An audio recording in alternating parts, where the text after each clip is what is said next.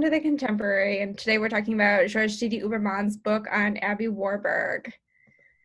And I'll just say I'm Amber Harper. I'm a second-year PhD student in the art history department here at Stanford.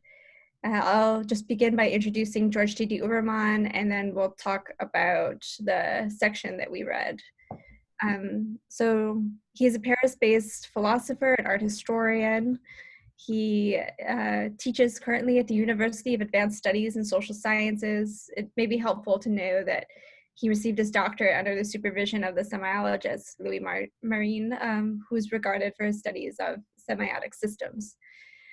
George D. Uberman is well known for his research on the history and theory of images. Many of his books are available in English translation. He's known for his 1982 book on Jean-Martin Charcot entitled Invention of Hysteria, Charcot and the Photographic Invention of the Salpêtrière, and his 2004 book on photographs taken by prisoners at Auschwitz entitled Images in Spite of All, 4 Photographs from Auschwitz. His book on the German art historian Abby Warburg that we read for today, entitled The Surviving Image, Phantoms of Time and Time of Phantoms, was first published in French in 2002. And we only read the first chapter today, so I'm only going to be focusing on the first chapter. But if you have read the full book and you have insights you want to share, please jump in the conversation. This presentation is an example of, I didn't have enough time to write a short presentation, so it may go on for maybe like 10 or 15 minutes. I hope that's okay. Even from the abbreviated catalog of titles by D.D. Uberman that I just introduced, it's clear that what concerns D.D. Uberman is not the images that are widely considered to be works of art, but those images that exist outside of and challenge the conventional definition of art, because they serve neither as expressions of creative genius nor as commodities to be traded and sold in the art market. The images that interest D.D. Uberman instead exist to make the past visible in the present. They are historical traces that tell us something about how we process history and our place within it. And I've just taken this quote from one of his other books called Confronting Images from 2005. I won't read the whole thing, but you can see that he says, the historian is only the fictor, which is to say the modeler, the artisan, the author, the inventor of whatever past he offers us. So that is the mode of historiography that D.D. Uberman offers us. Should come knowing this is no surprise that he begins his book, The Surviving Image, by bringing forth beginning provokingly with the concept of the origin of history. Before I introduce Abby Warburg and some of the key questions which D.D. Uberman poses in the first few pages of the book, I'll briefly discuss what D.D. Uberman says on this topic. D.D. Uberman introduces this topic because one of the concepts that Warburg challenges in his own research is the notion of periodicity, which I know is also a subject much debated among students here at Stanford. Epochs are often phrased as, quote, life and death, quote, greatness and decline, but these histories are based on the analogy of human life and limitation. Can we really divide the beginning of history squarely between prehistory and history? Is there truly a point at which writing history can be said to have definitively began? D.D. Uberman tells us that the origins of the discipline of history, like that of history itself, are fundamentally unknown. He writes, quote, historical discourse is never born, it always recommences. I happened to be reading Michel Foucault's Nietzsche genealogy history this week, and I think it is worth mentioning that Foucault confronts the same problem, which is the question about the origin and essence of history, implied by a genealogical method. He writes, quote, what is found at the historical beginning of things is not the inviolable identity of their origin, it is the dissension of other things. It is disparity. History also teaches us how to laugh at the solemnities of the origin. The lofty origin is no more than a metaphysical extension, which arises from the belief that things are most precious and essential at the moment of birth. I think in Warburg's work and also in D.D. Uberman's, we see the search for a unified origin often leads to a heterogeneity of ideas and more disparity rather than more unity. We can think of his method of history as laughing at the solemnities of the origin, so to speak. Foucault tells us that a genealogical history should never be confused with a search for origins. And I think that, yes, Warburg proves that this is true. And I think we can say that Didi Uberman is in agreement with Foucault here, because he makes a significant effort to distinguish Warburg from Joachim Winckelmann in the first part of the book. So more on this later, but before we return to questions, I want to introduce Abby Warburg, who is the primary subject of the book. We'll come back to this slide in a little bit. I know Ron will have something to say about this image. Warburg, born in 1866, comes from the Warburg family of German bankers. Warburg is the adopted name of the Delbanco family, a wealthy Jewish Venetian family that came to Germany in the 16th century. This only holds some weight for me because in Stanford's own Emily Levine's recent book, Dreamland of Humanists, it is well argued that Warburg understood himself as a modern-day Medici and Hamburg as a modern-day Florence. Many might know Warburg from the Warburg Institute in Hamburg and in London, which is attached to the Courtauld Institute of Art. Warburg studied art history in Munich and wrote his dissertation on Sandro Botticelli's Birth of Venus and Primavera. He is credited with introducing the study of iconology, which focuses on the cultural meaning of particular motifs, and in Warburg's case, the repeated appearance and transmission of these motifs over time and across cultures. In addition to his dissertation, Warburg is known for a lecture entitled The Serpent Ritual, which he delivered in the 1920s on an earlier research trip to the American Southwest and the Nemotsine Atlas, an unusual project consisting of around 1,000 images, which Warburg referred to as a, quote, art history without text. We can think of the, quote, heterogeneity of transition, which is a term that Warburg uses in the Serpent Ritual lecture, as the basis of his approach to art history. Rather than fetishize the idea of perfecting the representation of the human form, like Vasari and Winckelmann, Warburg holds an image from Dürer, The Death of Orpheus from 1494, which shows a human being torn apart as a model for understanding the relationship between humankind and history. The uneven or incomplete transmission of the past is integral even in Warburg's earliest publications.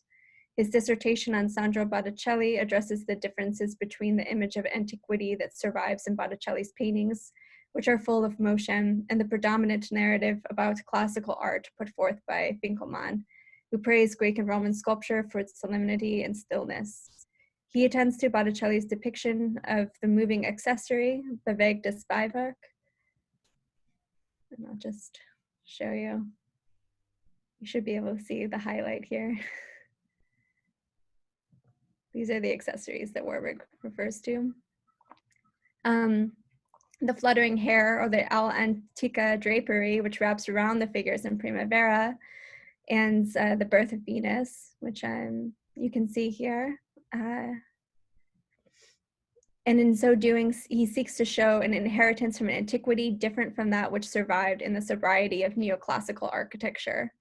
This example is significant for Warburg because it shows how the survival and Nachleben of iconography has an anachronizing effect.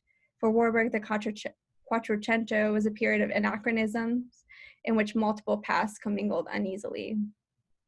So this is the main focus now of Didi Ubermann's book, is the Nemotsine Atlas. I'll explain why Hölderlin is here in a moment. Maybe we can get a better image. Oops, nope. Yeah, okay. So the Nemotsine Atlas, on which Warburg worked intensely from around 1924 until his death in 1929, although it was conceived as early as 1889, was the art historian's last and unfinished project. With its nearly 1,000 reproductions of artworks and architectural sites, as well as news clippings and advertisements, Warburg hoped the atlas would be a tool for tracking the survival, Nachleben, of iconographies from earlier epochs into the visual cultures of later time periods. Didi Ubermann addresses the notion of survival in the atlas as a mode of transmission in contrast to the handing down of academic knowledge. Or survival, as opposed to this more intentional type of inheritance, is a, quote, haunting of the past, its unconscious, persistent return. I have the definition of Nachleben here. Yeah. For the ideal model of Renaissance's good imitations and serene beauties of antiquity, D.D. Uberman says Warburg substituted what might be termed a phantasmal model of history, in which temporal periods are no longer fashioned according to the academic transmission of knowledge, but are expressed rather by hauntings, survivals, residues, and persistent returns of forms. That is to say, by notions that do not constitute knowledge, that are unthought, and by unconscious aspects of time, end quote. He says that D.D. Uberman also says that the word Nachleben signifies afterlife, living afterwards. A being from the past never ceases to survive. At a certain moment, its return into our memory becomes urgent, possessing the anachronistic urgency of what Nietzsche termed the untimely, end quote. The use of photographs in the atlas, which is fundamental to D.D. Uberman's interest in the work, is worth looking at in depth. The past came down to Botticelli by way of Homer and Ovid. In the modern period, the possible breadth of the perceptual field had increased 1,000-fold as a result of the advent of photography and film. Around 1900, the new availability of images en masse gave rise to what the film historian Tom Gunning calls a, quote, almost unquenchable thirst to consume the world through images, end quote. Photography changes the category of the work of art by reproducing painting and sculptures and photographs. It becomes easier to obtain the image of the artwork because one need not acquire the original. The proximity between the artist and the work of art therefore lengthens, and it becomes as if all works were created by an anonymous or collective photographer. The Kulturwissenschaft Bibliothek Warburg, which opened in Kulturwissenschaft Bibliothek Warburg, switching from English to German, which opened in 1926 in a building adjacent to Warburg's home, was designed to accommodate this mania for images. D.D. Uberman says, the Uffizi Gallery was not enough for Warburg, so he created his own haven for study. The architecture itself, let's move to, here's the Warburg Library. So the architecture itself was optimized to create the photographic reproductions that appear in the atlas. Beginning on the ground floor, one could find a photographic studio where the pages of Warburg's books and manuscripts were photographed and printed. The bookcases in the reading room were equipped with attachments for mounting the black linen display boards of the atlas, and a slide projector stood above the door. At the rear of the space, a projection screen could be lifted from a recess in the floor. The explicit purpose of the design, in other words, was to bring myriad photographic and projected images to hand, and in so doing, to maximize the access to the pictorial expressions past epochs. An in-depth description of Warburg's working process, though elided from D.D. Uberman's book, warrants mention. Each arrangement of photographs was constructed by Warburg himself alongside the art historian Gertrude Bing and the curator of the Bibliothek, Fritz Saxel. They were clipped to the hanging boards, photographed, and then disassembled. You can see the boards here in the Kulturwissenschaft Bibliothek. Although just 971 images appear in the atlas as it stands in its unfinished state, Warburg worked with, arranged and rearranged, photographed and rephotographed around 2,000 images during the 1920s. Had he lived to complete the project, the atlas would have perhaps included 200 plates. The wide variety of imagery that can be seen in the atlas is testimony to the unique space cultivated within the bibliothek. There in the past could be visualized with unprecedented legibility. Photographic reproductions included in the atlas span temporal periods, and their thematic rather than chronological ordering allows viewers to observe the manner in which iconographies have periodically disappeared and reemerged throughout history. The arrangements bring together renderings of human proportions, illuminated manuscripts with Arabic cosmological iconographies, paintings of Fortuna and Neptune, as well as nymphs and muses, and astrological frescoes of all sizes. Today, the photographs arranged in a kaleidoscopic fashion and according to the law of the good neighbor, quote unquote, which is to say morphologically, and reveal the instability of past epochs as well as the heterogeneity of Warburg's own time. It was the modern invention of photography, after all, which allowed for the collection and juxtaposition of these images in the atlas plates. The hybrid ways in which impressions from multiple pasts coalesce at any given moment is what Warburg would consider the, quote, schizophrenic structure of the present. I encourage you to think about the similarity between Warburg's analysis of iconographies and Walter Benjamin's interest in what he called dialectical images. I can elaborate more on this later, but I thought that I would just introduce that idea for later discussion. And an image that Warburg himself invoked in order to describe his curious method is the eel broth. D.D. Uberman writes, quote, "Let us imagine a mass of serpentine reptilian bodies somewhere between the dangerous circumvolutions of the Laocoon, which obsess Warburg for his entire life, no less than the snakes that the Native Americans he studied inserted into their mouths, and unformed mass without head or tail, or a way of thinking that always stubbornly resists cutting itself, that is to say, defining for itself a beginning and an end quote. Another image often referenced with regard to Warburg's atlas comes from Friedrich Hölderlin's Patmos. One could indeed find this poem among the 65,000 volumes in Warburg's library. So the specific image that I was thinking of is,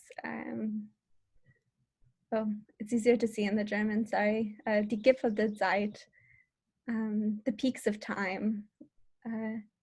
So one can see throughout the atlas the peaks of time that come forward into the present. So almost done here, just moving toward the conclusion.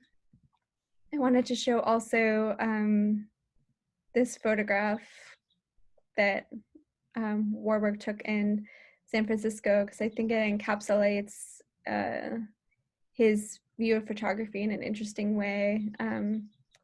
He ends the Serpentine ritual by talking about this photograph. He says that it's a man in modern dress who's walking in front of the old town hall in San Francisco, which actually burned down, but it was made to resemble this faux historicity of the Renaissance cathedral.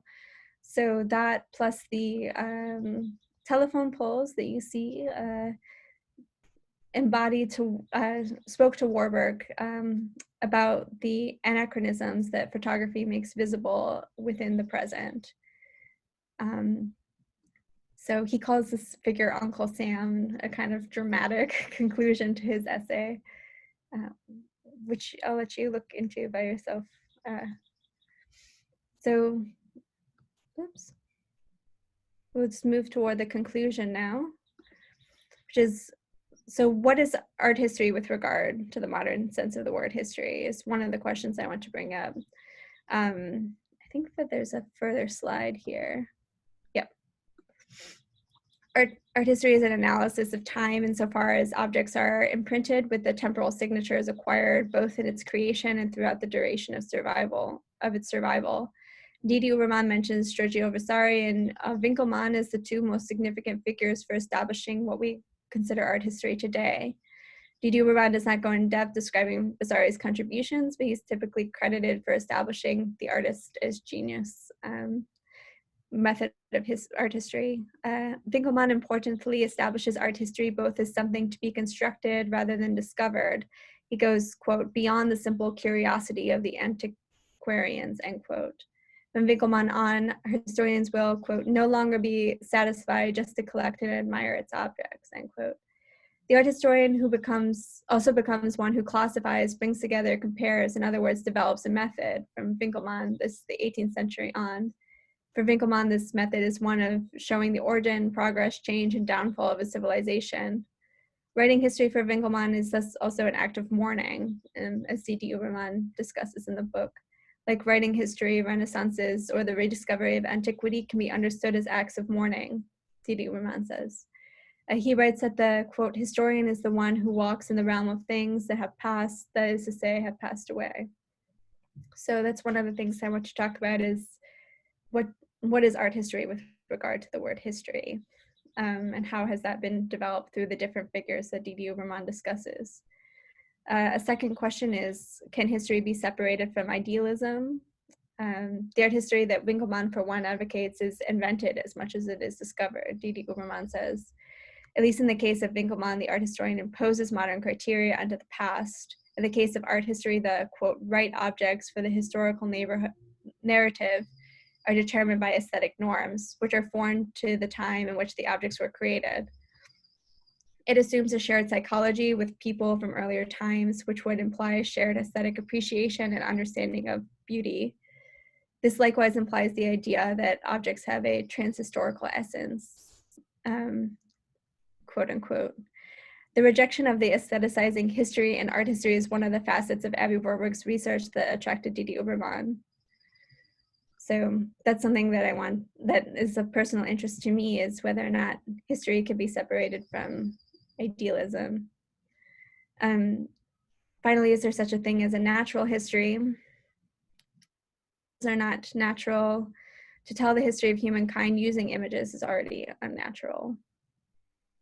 Might there not be, and Didi Uberman says, might not there be a time for phantoms, a return of images, a survival Nachleben that is not subject to the model of transmission presupposed by academic transmission of knowledge. I think that's all the questions that I laid out here. The final question would be, does history have an origin? Which I introduced in the beginning of the talk. So I think we should open it up to discussion.